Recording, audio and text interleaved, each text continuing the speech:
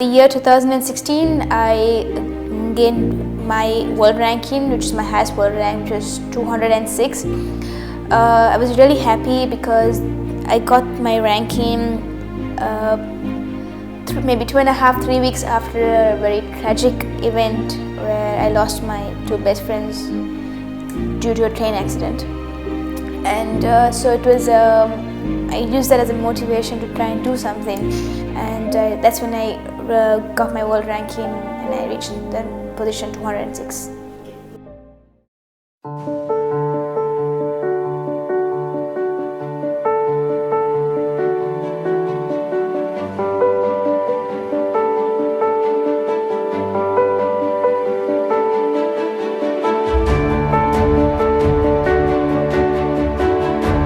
I have 5 older brothers and they all played squash. So once they finished their practice, I used to go onto court and just take their rackets and play a few shots. On the other hand, my mother was quite passionate about tennis, so I was maybe 5, 6, 7 when I started tennis as well, and so I used to play both sports at the age of maybe 7. My parents always took me for my practices from morning till evening, and my dad was well versed when he came with squash because of my brothers who toured, and he used to go with them, so he had a vast experience in the game.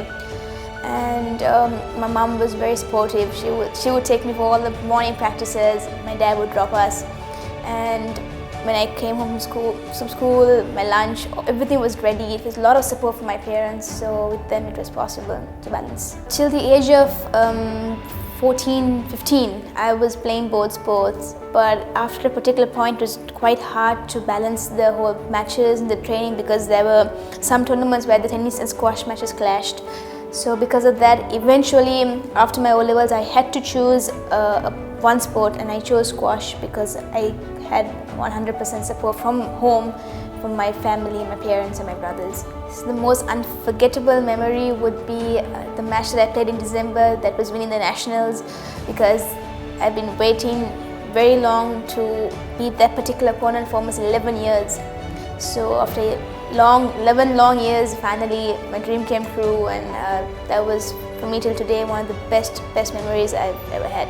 So I've been working for 5 years straight for this moment, and I always met this particular opponent for the past 5 years, the national finals, but I just couldn't get through her.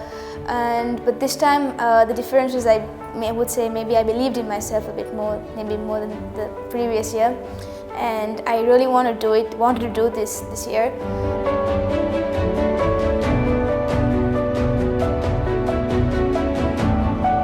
It was a 4-sitter match that I won this at the nationals, and the last point is when I posed the last shot, and the moment I realized, when they said match to Fathoum, I realized finally my dream has come true, and it just fell flat on the floor, and thank God, of course. Age of 12, I went for my first ever international tournament privately. That was the KL Junior Open. And in the under 13 category, I came 5th, and that was my first ever international tour that I remember. But afterwards, I had a particular tournament, the Asian Senior Individual Championships held in Kuwait. In that, the world #1 at that time also participated. She was from Malaysia, and I had the opportunity to come to the plate finals, so that was for me one of my career highlights. I studied at Holy Family Convent, Bambala Pitya, and the support from my school, from HFC, was immense. And in fact, they let me, my principal at that time was Reverend Sister Chandni Jayasuriya. She in fact let me come to school at 8:30. She said, okay, you finish your morning practice, eat your meals, and you come to school. Be at school by 8:30. And even if I was certain days that I would be tired and I would want to leave school early, she let me go home. And she was very supportive, and so were my classmates, my best friends, of course, who were always supportive throughout my life. So the support from HFC doing both sports at that time was immense. So it was possible because of them. In my family, winning wasn't an important fact. It was about being a good sportswoman on court.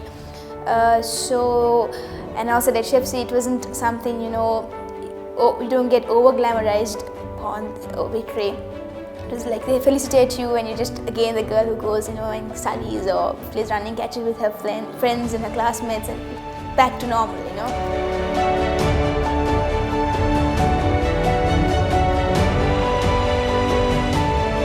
The first year I qualified for the South Asian Games was in the year 2016. The South Asian Games were held in that year in India, Guwahati, and I won the bronze medal in the team events. In 2019, which was my second South Asian Games held in Nepal, we won the bronze medal in the team event. In the year 2015, I reached my highest Asian ranking. That was when I won the silver medal at the plate event at the Asian Seniors in Kuwait. So in the year 2016, I gained my world ranking, which is my highest world rank, which was 206. I was really happy because I got my ranking maybe 2.5-3 weeks after a very tragic event where I lost my two best friends due to a train accident. And so it was, I used that as a motivation to try and do something. And that's when I got my world ranking and I reached the position 206. Even with this loss, I was really happy to achieve this because it was a very tough moment for everyone at home, their families, my family, and everyone.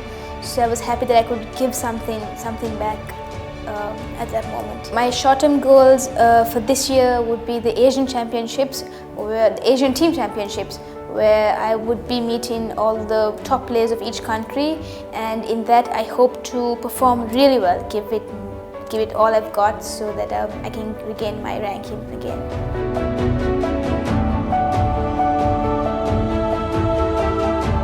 A long-term goal would be the Commonwealth Games and the Asian Games and the South Asian Games, which are to come in the future, couple of years, where I could hopefully train hard and bring a medal back home to Sri Lanka. To all the young girls out there, choose a sport, do a sport. It could be any sport, and with that, balance your studies. It's not always about winning or reaching, trying to get the first place, but it's about participating and accepting victory and defeat in the correct spirit. And always have fun on court, and remember, whatever the result may be, always be a good sportsman.